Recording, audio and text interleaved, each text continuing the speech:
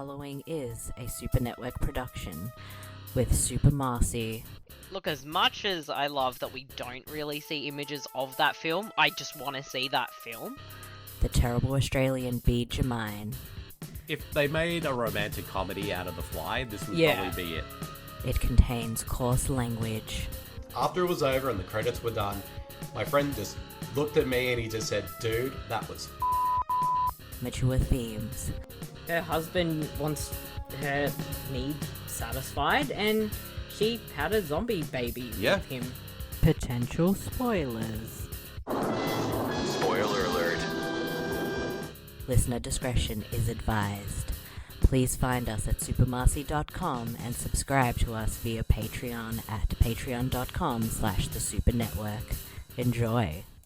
G'day everyone, this is Bede, aka The Terrible Aussie, and welcome back to episode 15 of Podcast of Horror, the podcast where we dive into a retrospective look at the short-lived one-season Mick Garris created anthology horror show, Fear Itself, and as well as other anthology films and TV shows as well. And with me, as always, is my lovely co-host, the one, the only, Super Marcey. Hello, Marcey. How are you? Hello. I'm doing well, thank you. And I guess we should clarify, Podcasters of Horror is a podcast where we look at horror anthologies, but currently we're on Fear Itself. Yeah, exactly. I mean, I had to sort of clarify that just a little bit in the intro because, again, for the next couple of episodes, we are diving into Fear Itself. Yes. And like we did with the first two seasons of Masters of Horror. We're doing 2 episodes from the show each episode of our podcast. At the moment, we are currently just only 1 episode into Fear Itself. So we've already covered 2 episodes from the show. And then for this one, we're going to be covering episodes 3 and 4, which of course will be Ronny Yu's Family Man and John Landis's In Sickness and in Health. Mm-hmm. So we have 2 pretty interesting episodes to talk about, to say the least. But before we do, Marcey, what have you been up to since we last recorded a show? Because I forgot to ask you about that before. Yeah, I guess just been busy with the site and our podcasts and all of that, as we are currently in lockdown in Melbourne, Victoria. And we were saying the same thing a year ago, but we're in lockdown again, over 200 days, all up in lockdown. La la la la la. Just trying to keep busy at home and not go crazy. How about you? How are you doing? Pretty much the exact same. It's just so weird and kind of surreal that we're literally back to the same spot where we were compared to last year in terms of being in lockdown. Because I know around this time last year, because, we were in lockdown and we were in that way for at least until the end of October, from what I remember, or maybe early November. So hopefully this one won't be as long. But to be fair, our sort of daily case rate is a lot smaller compared to last year's, which was like in the triple digits. And we're only just in the double digits at the moment. So hopefully over the next month or so, within the next month, fingers crossed and knock on wood, that the numbers will go down and restrictions will ease and we can actually finally see each other again in person again. Yes, well, hopefully that'll happen someday, but, Indeed. It is what it is. And since real life is a horror show, let's just talk about fictional horror shows, which are probably less intense than real life. Definitely. It's our gateway away from the horrors of the real world by experiencing other horrors in the world of television. Hence why we are discussing the series Fear Itself, which of course, for those out there who don't remember, was a 1-season anthology show created by Mick Garris that, even though it was a standalone show, it kind of in certain ways acts as kind of the unofficial 3rd season of Masters of Horror. And again, we're about 2 episodes in, so we'll get right to talking about our next 2 episodes from the show. Yes. And first up, of course, is the episode Family Man. What the hell? Who are you? You know who I am, Dennis. We met in the emergency room. Remember? Amico. Veronica. I want to be able to tell you that I'm sorry for the way that things turned out for you, but It's God's will. You gotta accept that. You wearing my suit? Yeah. Didn't think you'd mind. Under the circumstances. You got some nice stuff in your closet. No. My style, but I'll get used to it. You were in my house? My family? What have you done? Easy, Dennis. I swear to God, if you touch my family, I'm not gonna hurt them. I would never hurt them. They're a beautiful family. Which of course was directed by Ronny Yu, best known as the director of films such as Freddy vs. Jason, Bride of Chucky, and The Bride with White Hair. And the episode was written by Daniel Knuff. I probably butchered his last name, so please I probably butchered his last name, so please forgive me. But for those out there who don't know who he is, he was the creator of the short-lived TV series Carnivale. So that's probably the work he's probably best known for. And this episode stars Clifton Collins Jr., Colin Ferguson, Josie Davis, Brent Strait, and Stephen Lobo. And the plot summary, which I am reading off the episode's IMDb page, is a prisoner must protect his family when he inadvertently switches bodies with a serial killer after a near-death experience. Now, I guess I'll go first. Now, when I watched Fear Itself the first time, many, many years ago when it first came out, 2 episodes in, I thought, the episodes are kind of a bit of a mixed bag at the moment. The first episode, not so good, and the second episode was pretty decent. But I will say this, though. I had a lot of expectations with Family Man, mainly because Ronny Yu was directing this episode. And of course, like I said, he directed Freddy vs. Jason and Bride of Chucky. And also he's a director who's made so many different varieties of films. And he's also a very unique and stylistic director as well. Yeah. And I thought that the concept of having sort of using the kind of the body swap formula, but applying it to a situation where our main character switches bodies with a serial killer. And mind you, this is about at least 12 years before the horror comedy Freaky came out. So this movie kind of was a precursor to that, although that's kind of more slasher and this is more kind of serial killer in terms of its story. Yeah. So different. Yeah. Sorry. Yeah. So I definitely was very much looking forward to seeing this episode. And at the time, I really enjoyed it. I thought it was a really well done episode. And at that point, it was probably my favorite episode of the series at that point. And now rewatching it again for this podcast, I have to say I still feel exactly the same way. I think it's a really solid episode. It's got some pretty strong performances. And also it's really well directed by Ronny Yu, who does bring a lot of style to the episode, even though it's, as prevalent as it's been so far into this series, like these episodes kind of feel a bit more TV show-esque than compared to Masters of Horror. But he does still bring enough interesting stylistic choices to it that definitely make it feel unique and interesting. And also on a script writing level, Daniel Knuff, I'm going to go with that pronunciation of his last name. But if I have got it wrong, please forgive me. He did a really good job with the writing of this episode. And also, it's just a really solid and compelling episode where from beginning to end, you're just really hooked. And you're just not exactly sure what's going to happen, being that our main character is now in the body of a serial killer, but the serial killer has taken over his body and is now pretty much taken upon himself to be a part of that man's family. So you don't know exactly how things are going to go down, but the way it sort of handles the story was really well done. So, but Marcey, I know this was your first time watching the episode. Well, technically all the episodes from Fear Itself are your first time. Yeah. All of them will be your first watches. But what did you think of the episode Family Man? Yeah, so, the difference, I guess, between you and I is you've seen all these episodes, like, at least around the time that they came out, and whereas I never really bothered with this series. I don't know why, I just didn't get there, and this is my first time watching it. And, after, I guess, episode 1 and 2, where episode 1 was very lackluster. At least episode 2 kind of picked up a bit more.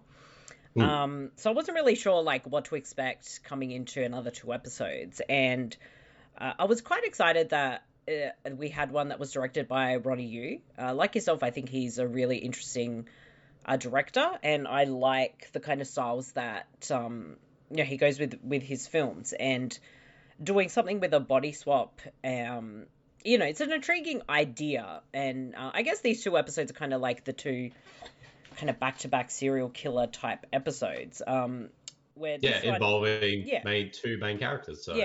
So they're very interesting ones to actually watch back-to-back. But whereas this one, it's got that body swap element, so it adds a whole different layer and this kind of psychological horror, and the horror is that specifically, I guess the Colin Ferguson character, when he's body swapped into the serial killer, like he's in this situation where he's in prison, no one's going to believe him, he doesn't really know like what this killer's done, it's not like he can provide evidence or anything like that, and then he has the fear of like this serial killer is in his body and who knows what he may do to his wife and kids. So excuse me, definitely adds this very psychological horror element to it, which I think worked really well. And some of the visual styles, I felt like the prison scenes had this more of a dreamlike quality compared to the other scenes, which I found really interesting. And I think out of at least the 4 episodes I've seen of Fear Itself now,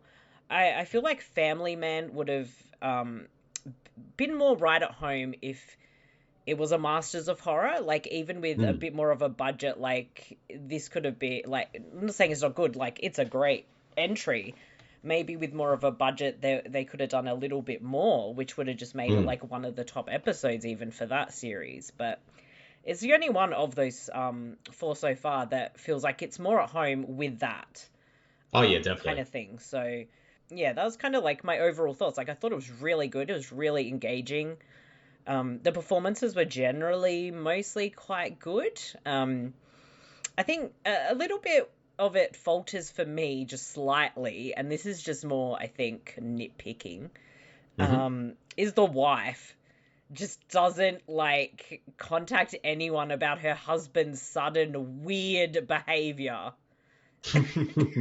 Definitely. And also for the fact, like, the episode kind of, when it starts out, you're going to introduce to Colin Ferguson's character, who the character's name is Dennis. Basically, the episode kind of shows like pretty much how perfect his life is. He has a really happy family. His wife is gorgeous. His kids are good. They go to church, and he does a lot for the community. So the episode goes out of its way to kind of really paint the character of Dennis as being such a nice guy, to the point where it almost becomes a little too cartoonish. But then, of course, once he gets in that car accident and his body is swapped with the character of Brodigan, I think Brodigan,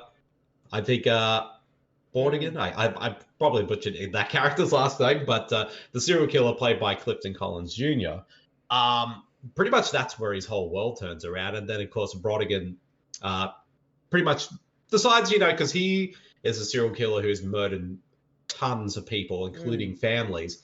And he thinks to himself, you know what? I want to see what it's like to be a family man. And, you see he's trying his best to kind of fit in, but it's very obvious, like, he isn't. And at the same time, though, I can definitely see what you mean about the wife. It's like, how can you not notice that your husband has had such a shift in personality?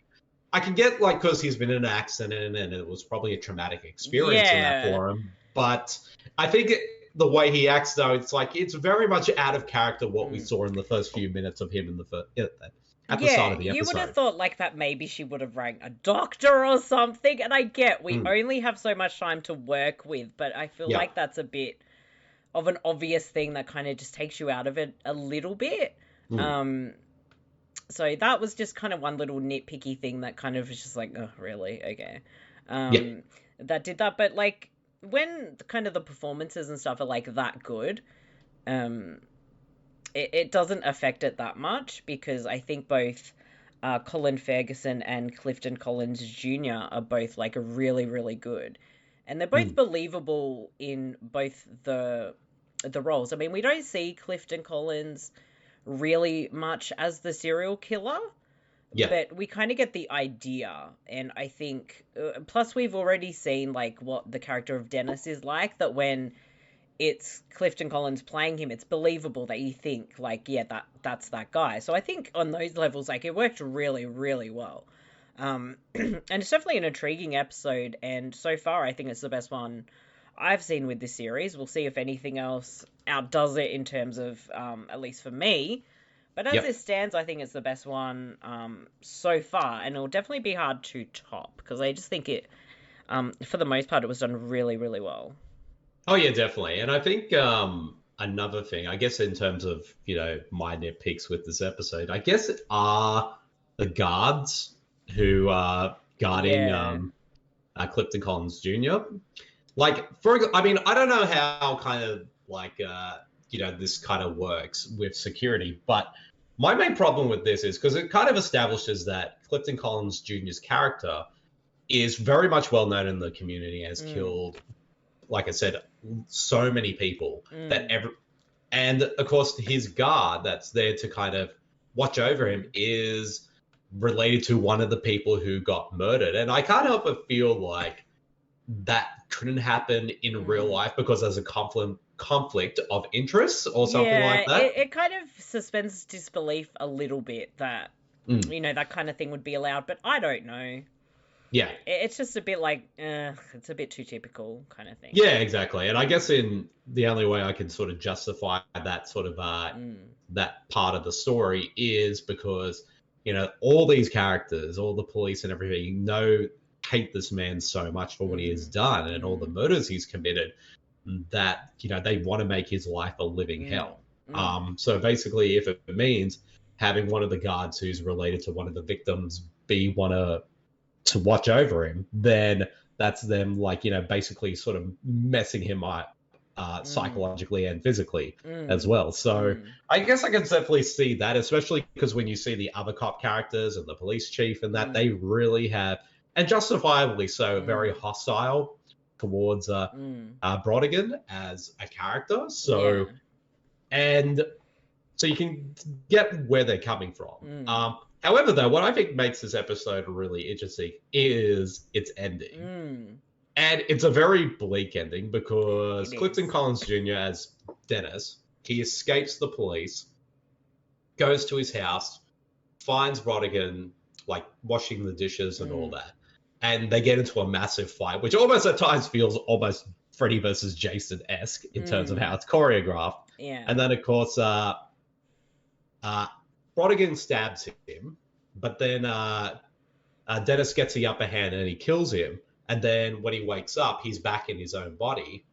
But then and the police are there, and he realizes that he was too late to get home, and his wife and son were murdered, but the daughter was still alive. And when the police ask him, like, who did it, it ends with her pointing at her dad.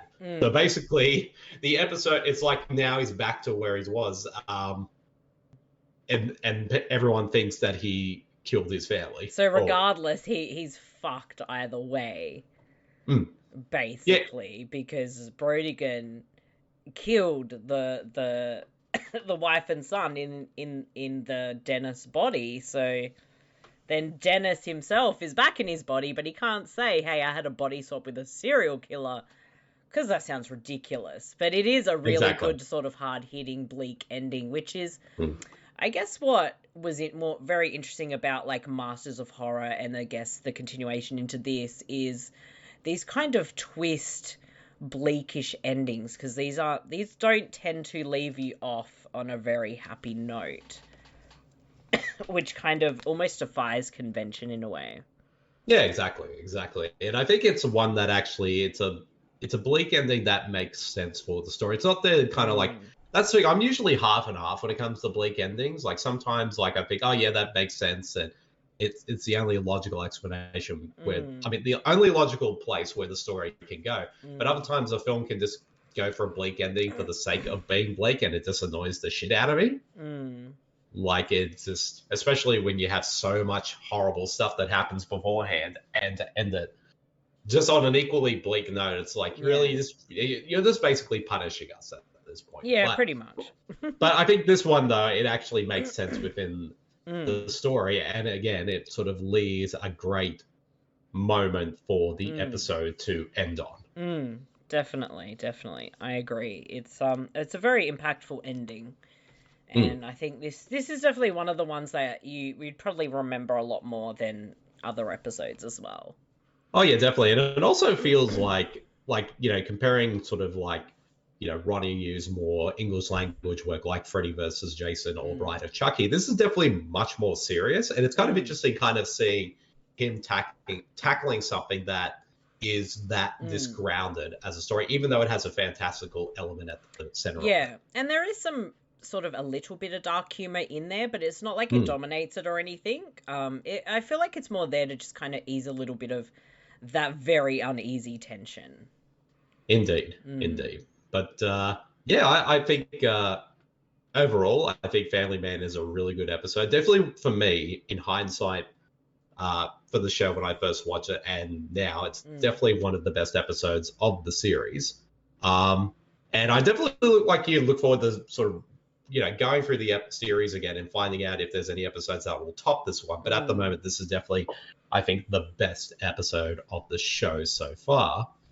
But so overall, I think it's really well made. It's well acted. It's intense, and it's quite an impactful little episode. So if I had to give this episode a rating, I give it a solid 4 out of 5. What about yourself, Marcey? Yeah, same score, 4 out of 5 from me as well. And I do think that this is one that could actually work as a feature.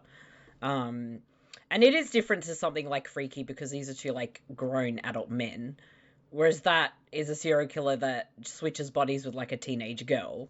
And this one's a bit more serious, where that one's more like a comedic film.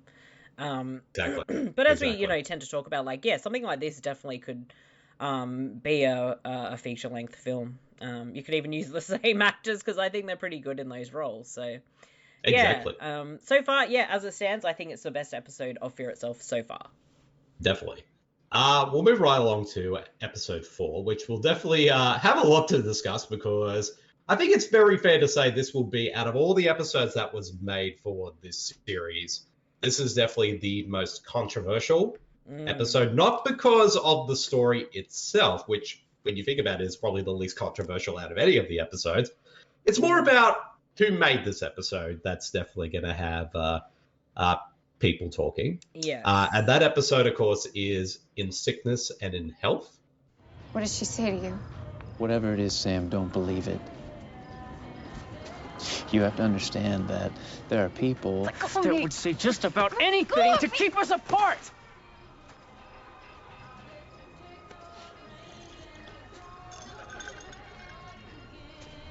You can't just believe everything that you hear.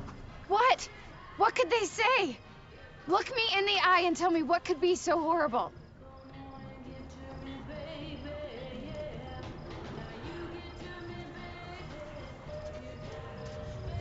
Carlos, you're scaring me. Am I?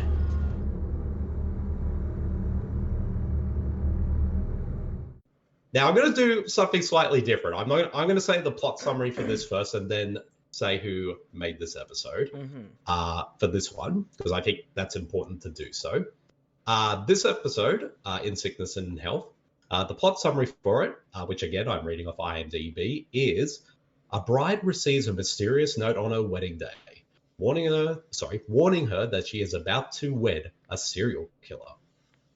Now, this episode was directed by John Landis, who of course is the director of many horror and comedy films such as American Werewolf in London, Michael Jackson's Thriller music video, Innocent Blood, and of course has directed the Masters of Horror episodes Dear Woman and Family.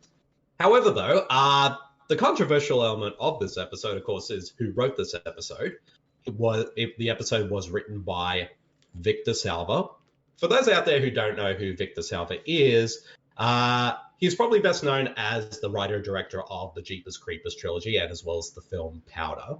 But the reason why he's such a controversial figure in the filmmaking world is that back in 1988, on the set of his debut film Clown House, he was convicted of sexual misconduct with one of the underage stars of the film and videotaping the encounter. And he was arrested and tried and sent to jail for 3 years, but he only served 15 months.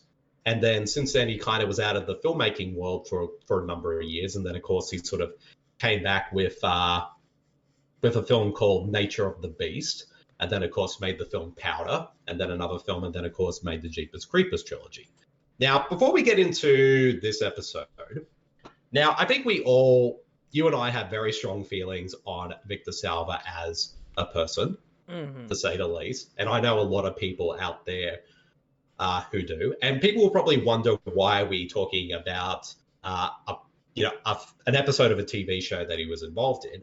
I guess for me personally, I've always been a person who can easily sort of separate the art from the artist. Like, I've seen a lot of films in my time that were either starring or directed by very controversial figures, and like throughout my whole life, and I still do to this day. So I'm able to kind of judge a filmmaker's work for their work rather than them as a person. That doesn't mean I do not condone any of their actions whatsoever. In fact, I do condemn them.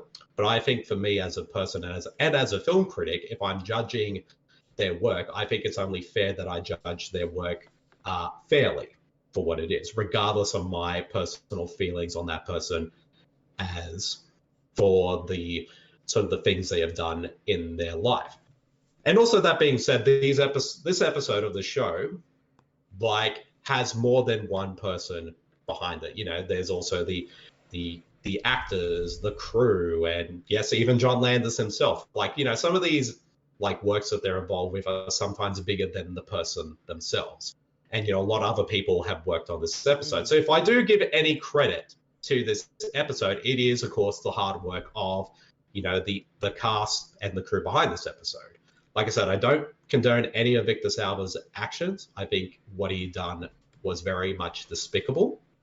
Having seen quite a number of his work over the years, even like when I first heard about these terrible things, like I still judge his work fairly. Like if I think it's good, I'll say so. If it's bad, I'll say so as well. So I don't want people to think that I'm in any support of him as a filmmaker, as a person. I'm only just judging the art for what it is as the art. So I think that's my kind of point of view of it. How do you think? What do you think, Marcey, in terms of this controversial element? Look, for the sake of our podcast, I watched this episode, but for me, Victor Salva is not someone I can really separate the art from the artist, and that's just how I viewed his work even before I knew about what happened, and I just find it very it doesn't sit well with me. I obviously never supported him. I've always been very outspoken that okay, if he's rehabilitated, whatever, but why is he still in this kind of industry? And that's, you know, a bit of a line to be drawn, but that's kind of just, you know, how I feel personally.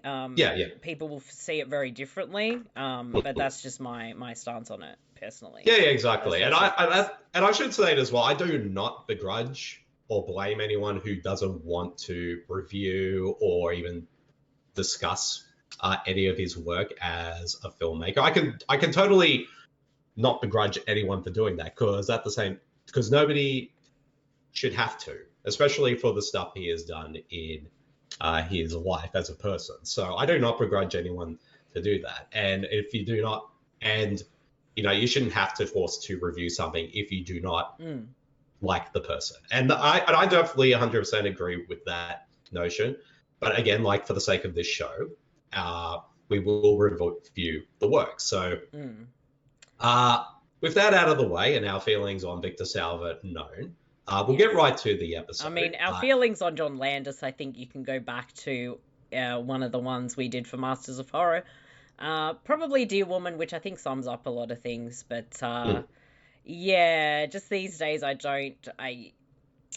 just feel very weirdly with John Landis. But again, in his case, I can kind of a bit more separate things. Yeah, exactly. So anyway, let's get to this episode because we've already made this massively awkward. Yeah, exactly. But it had to be said because it would be even more awkward if we didn't say anything about it. So we'll get right to it. And with all that out of the way, we'll get to the episode of In Sickness and Health. Now, again, with all the stuff, these two controversial figures behind this episode, I was definitely curious to see how this episode would turn out, especially when this episode was just before it aired. I read the synopsis and thought, okay, that's a pretty interesting idea for an episode. Like, you could definitely do a lot with it. Like, and I was kind of curious to see how they would approach this material. For the first half of it, and even though I have seen this episode before, I guess what I thought of it back a couple years ago, when I first saw it, I always found this episode to be one of my least favorites overall as an episode. And rewatching this episode again, I pretty much do feel the same way. I feel like the episode never really 100% fully capitalizes on its unique premise. It starts off well enough because for the first half, John Landis and how he approaches the story, especially the first half, it always feels like a Hallmark TV movie in terms, especially like a wedding kind of film. And then once it sort of goes along, and then of course the note is revealed, which basically says you are about to marry a serial killer. Then it kind of takes a turn because you follow the character of Samantha, played by Maggie Lawson, as she's sort of like in her trying to find out what is going on. Like, is this note for real? Is this like a joke? And then of course, like, she talks to her friends, one of them being Sonja Bennett, who was actually in the episode Dear Woman as well. So talking to her friends and also trying to sort of coax things out of her potential husband, Carlos, played by James Roday. And also just trying to find out like what is going on and the mystery behind this note. And as the episode goes along, it does start to get a giallo kind of vibe, the way how it's shot and also the tone. However, though, once it gets to the final 10 minutes of the episode, that's when it starts to unravel and fall apart due to a plot twist which I could definitely see working, but the way how it's handled in this episode, it really doesn't make sense when you kind of look back on it. There's clues because I guessed half of the twist. Yeah. Because there's definitely clues, but then when you think about it, it makes no freaking sense whatsoever. And I wasn't minding the episode. Like, I thought, okay, it's an interesting premise. The way it was kind of sort of had this isolating feel to it. I thought was interesting with this very weird kind of religious. There's a lot of religious imagery. Yeah, I mean there is a church, obviously. Yeah. But I'm like, okay, this is not too bad. There's a bit of this kind of lighter, kind of humor sprinkled in it, but it really just, the whole thing feels so ruined by the really stupid ending that doesn't make any sense. And look, overall, I guess the performances as well kind of weren't the best. And I think it was more so from the side characters rather than anyone else. Like, Maggie Lawson was mostly okay. James Roday was a little bit over the top, but he was still kind of okay. You could go along with that. I think it was more like the bridesmaids and stuff were just not the best. And Marshall Bell's in this twice for some reason. Yeah, he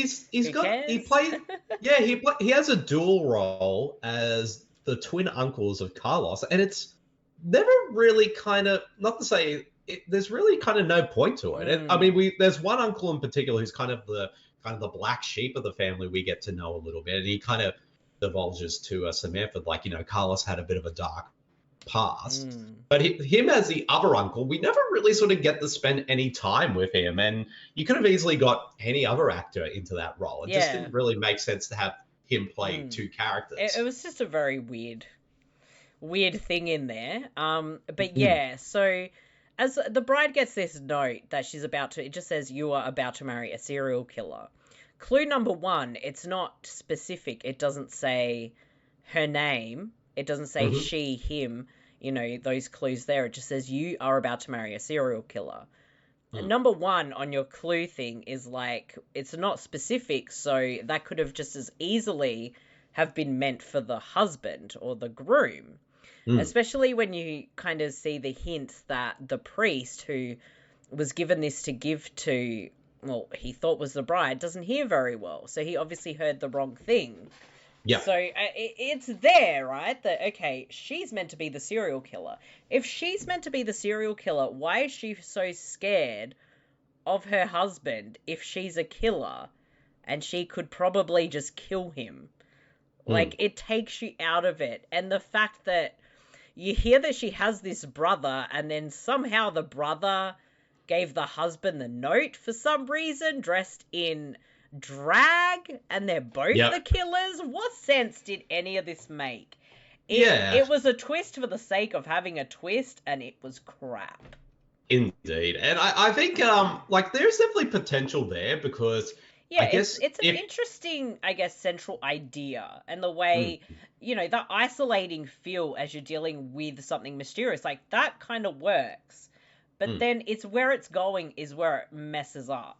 And I'm sorry I interrupted you, but please go forth. I was going to say, I guess this episode was meant to be kind of like, like how when, it's your wedding day and everyone always has cold feet and they're sort of questioning, like, oh, should I marry this person and stuff like that. This is kind of more of the extreme version of that kind of scenario. Like, should I marry a serial killer or not? And the thing is, like, you find out, because it is established that Samantha does have a brother, like, early in the episode, but he did not want to come because he didn't support the marriage. And I guess, like, the reason he sent the letter was as an act of jealousy that he's not murdering with his sister anymore. And also, but it makes you wonder as well, because I'm not sure if it was Samantha who said this herself or one of her friends, that it's like, oh, it seems like every time you're in a relationship, the guy just gets up and leaves. It just leaves and disappears. So that makes you question. So it makes you question, like, did she murder all her previous, like, boyfriends in the lead up to this wedding? I mean, I guess surely maybe her acting this way is because she knew that this note was going to happen, but it was meant to be given to him. Potentially, I don't know, or maybe not, and it was meant for her, and she's meant to make out like he's the killer. That way, if she kills him, they would think like it was in self-defense. I don't know. See, I'm overreaching now, and I shouldn't be, because even that doesn't make any sense. Did he send this note out of jealousy, and then what did he think was going to happen? Like, I don't know. The way, once you sort of find, once Carlos sort of discovers that, there's something going on with Samantha and her friends, and like that, and her friends keep going up to him asking about certain things and all that. He's unsure what's going on, and he starts to get sort of very agitated about it, to the point where you would think, like, this dude's a full-on psycho. Yeah. Especially in the last half, where he, like, legit stalks her in the church and corners her in a confessional booth. Yeah. And you're thinking, like, and all he did was basically, the thing is, like, he's like, I guess in a way he's being cornered as well. And then once he confesses what he thinks the note was about, is that he, like, prior to, when they were in a relationship and she was away, he hooked up with a woman. But I believe it was only just having dinner with a woman. It wasn't sex or anything like that. But the woman herself became a bit stalkerish towards him. Yeah, so then you start thinking, oh, so it was this chick, maybe. But no. But then it leads to you going, then why is she there so terrified of him if she's the killer? Her own actions don't make any sense, because she's fooling the audience, which takes you out of it completely, because you cannot be fooling the audience. You need to be fooling those around you, and there was no one around you to fool when she was acting like that. So, no, it does not fucking work. Yeah, in the way they've done it. Yeah, exactly. And I think the other way it would have worked is, like, she gets the note, and if they sort of did it in a way, it's like she thinks, like, someone knows I'm a serial killer. This note wasn't for me. This was for my husband, but it was indirectly sent to me. I got to find out who this person is and kill them. See, that would be how I would personally approach a story like this. But it never comes across that that's why she's doing it either. Yeah, because it's almost like she's frightened and confused, and if she's a serial killer, why is she behaving this way? As if she thinks her husband, a potential husband, could be a serial killer. So it's one of those things, like the twist ending could work, but the lead up to it and the build up just doesn't make any sense when you think back on everything that you saw prior. Yeah, it really doesn't. It feels like it's just there for the sake of being there, or they just didn't know how they wanted to go about it. But yeah, no, it just doesn't. It doesn't work. Like, I was on board with, like, oh yes, this is a fairly decent episode for, you know, over halfway, and then it lost me completely. So I'm like, yeah, it's definitely one of the weaker episodes. Yeah, sure. And also even at the time when I saw this episode, and what I still do now, this is the kind of premise that could work if it was like a 10-15 minute short, or even a 20-minute film, not a 40-minute one, because it does feel like it's trying to stretch out its plot to make sense. I mean, it probably could if you take an interesting approach to the story to kind of expand it, but the way they sort of do it in here, it feels way longer than it needed to be, especially for a solid if thin premise like this one. And it just makes me wonder a little bit, when you look at Dear Woman, and it's kind of hatred with women, this one kind of hates women too, because it's the woman who's the crazy killer, apparently. True, but also it just hates siblings because her brother's also a serial killer too. Or the brother is jealous that some other dude is wants is going to marry his sister and he can't. And that makes me think like there's some kind of weird kind of thing going on there, and I don't want to really think about. But yeah, no, it really doesn't work for me whatsoever. So yeah, it's not. This is honestly even like I've looked at this without thinking about who directed it, who wrote it, in terms of how I look at it, just as a whole. No, it doesn't work for me. It really falls apart. So yeah, I don't have too much more to say on it, because I just didn't think it was very good in the end. Its ending kind of ruined something that was, you know, not too bad. I think, like I said, the potential is there, but it just seemed like, even from a directing and writing standpoint, it just felt very autopilot, you would say. And it just seemed like nobody's giving their best effort to kind of make this an interesting story, or, you know, or even make it or make it have some kind of sense to it as well. So, but yeah, this is definitely one of the weaker episodes of this rewatch for me so far. But I mean, it has its positives. Like I said, I do like the tone of it. Like I said, it has that Hallmark feel in the first half, and then it kind of switches to a giallo. It's almost like if you imagine, like, if Dario Argento ever directed a Hallmark movie, this would probably be it. Yeah, kind of thing. Yeah, maybe without a stupid ending, but yeah. Yeah, exactly. And the cast do what they can, but you know, there's only so much they can do. But outside of that, though, if I had to give this episode a rating, I'd probably say it's about at least a 2 out of 5. I know you definitely disliked Dear Woman, but I think for me, between the two episodes, it's slightly better than that. I would say this is of John Lance's work between this show and Masters. This is my least favorite of the three. I think it's slightly better. You know how much I did not like Dear Woman, so that is true. Yeah, that is true. But your final thoughts on this episode, Marcey? Yeah, look, at least halfway through it was a 3 out of 5 little short. And by the end, it was a 2 out of 5 short. But no, I think, I ranked all the episodes of Masters of Horror, and my least favorite, or the one I thought was crap the most, was Dear Woman. So I think this one is slightly better than that. But yeah, so far the weakest, I think, at least for me personally, with Fear Itself. The ending ruined a decent episode for me. So, yeah. Yeah, definitely.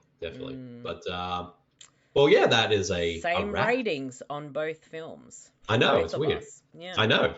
I'm not liking the fact that we're having the same ratings for a lot of episodes. I think even like on the last episode of podcasts when we talked about the sacrifice and Spooked, I think we roughly had the same ratings for those episodes as well. And I think for the last 2 of Masters of Horror, ours were almost the same as well. Yeah, exactly. Yeah.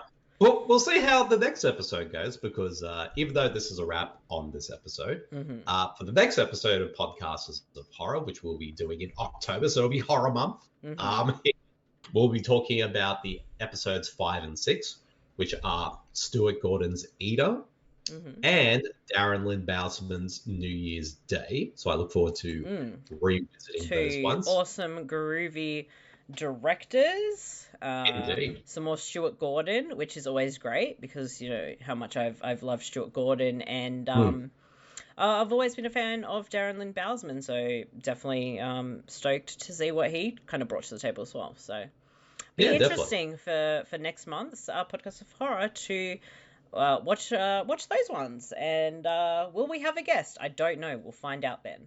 Exactly. You'll have to stay tuned. You'll have to stay tuned to find out, folks. But in the meantime, though, that could be a wrap on this episode of the show. Yes. And Marcey, where can people find you on the internet this week? If people want to find me, I'm usually on my Twitter account at twitter.com/supermarcey. Of course, you can find the Super Network, which is what it's our base of operations for all our podcasts, including Podcasters of Horror, which you can find at supermarcey.com. And you can always keep up to date with everything we're doing on one of our socials. We have many, but if you look up the Super Network, you'll find a Facebook page and a group there. So you can go to facebook.com/Super Network, or, find the group there as well. Or on Twitter, I think it's SM_Super Network for Twitter, and the.super.network on Instagram, and the Super Network on TikTok. We aim to keep these things up to date, but there are only so many hours in the day. And of course, you can check out our YouTube. The aim is to have full episodes of this on our YouTube channel, and I will update that by the time this comes out, hopefully. Exactly. So if you're listening to us on YouTube, awesome. And of course, you can find the podcast at all the major podcast streaming platforms.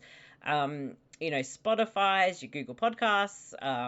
If you check us out on Apple Podcasts, leave us a rating, or if you find us on Podchaser or Good Pods, definitely leave some ratings or a review, and we'll read any reviews we get out on the show, unless they are 1 star. In that case, we'll tell you no, that's naughty. I'm just kidding.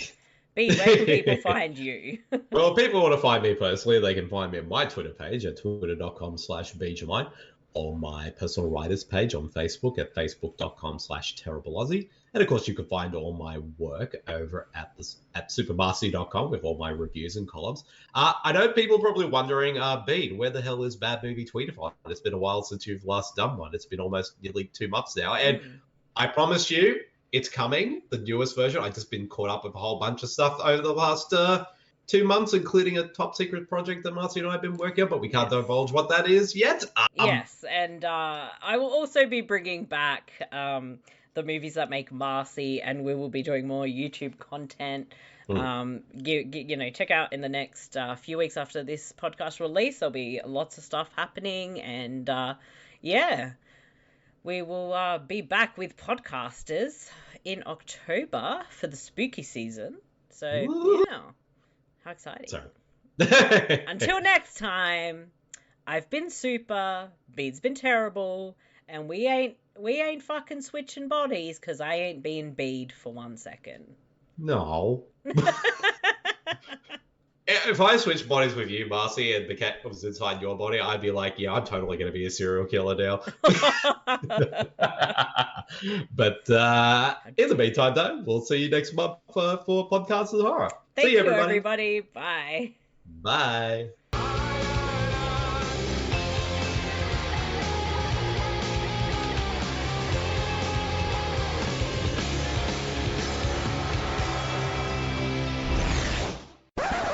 The Super Network is proudly sponsored by Surfshark VPN. Why would you have a VPN in this day and age? Well, a lot of people are quite concerned about tracking and their online privacy, and using a VPN ensures that you are safe and secure online. Surfshark VPN.